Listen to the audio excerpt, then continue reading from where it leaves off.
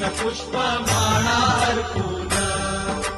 दूतयुक्त शर्करा मिश्रित गोधूम चूर्ण प्रसाद भक्षण करिता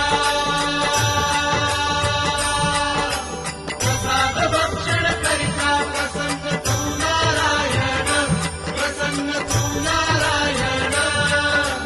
जय जय दीन दयाळा सत्यनारायण देवा जय जय दीन दयाळा सत्यनारायण देवा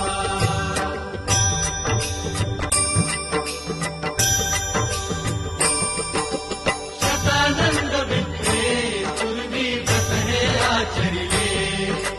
दरिद्र दवडून अंती जाते मोक्ष पदा नेले